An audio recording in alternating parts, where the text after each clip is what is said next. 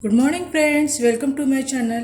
आज आपण बनवणार आहोत शेवग्याच्या शेंगा, ज्या शरीराला प्रोटीनयुक्त असतात. त्यासाठी आपल्याला लागणारे साहित्य आहे शेवगा. मी इथे 1 पाव शेवगा यूज केलेला आहे.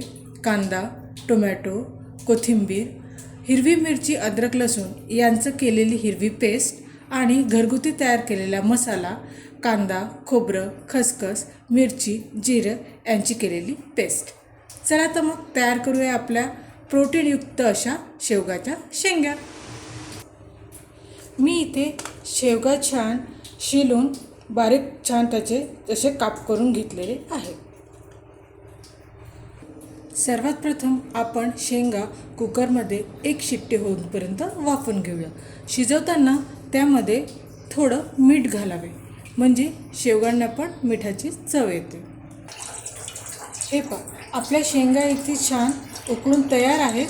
आता आपण फोडणी घालूया. फोडणीला तेल गरम झालं आहे. आता त्यामध्ये थोडं जिरं, बारीक चिरलेला कांदा, थोडं हिंग आणि अद्रक, लसूण, मिरची यांची केलेली पेस्ट टाकून छान परतून घ्या.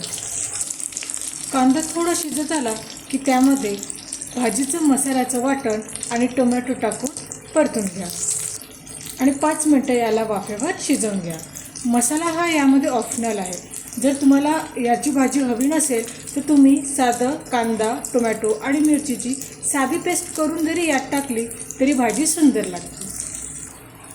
पहा, आता मसाल्याला तेल सुटत आलं की त्यामध्ये अर्धा चम्मच हळद, अर्धा चम्मच धने पावडर, 2 चम्मच लाल तिखट आणि चवीपुरती मीठ टाकून परतून घ्यावे.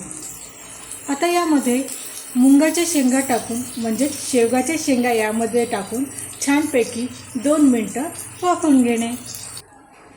आता तुम्हाला जेवढा हवा असेल तेवढा रस्सा करण्यासाठी यामध्ये गरम पाणी टाकून याला 2 मिनटं उकळी आणावी. आपली भाजी झाली आहे.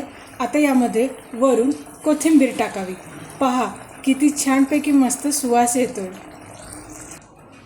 पहा कशी सुंदर आपली प्रोटीनयुक्त अशी शेवगाच्या शेंगाची भाजी तयार आहे. साध्या याच्यात सोप्या पद्धतीने होणारी ही भाजी आहे. कमेंट्स करून नक्की सांगा कशी झाली आहे. करायला विसरू नका. व्हिडिओ आवडल्यास लाईक करा, शेअर करा, सबस्क्राईब करा.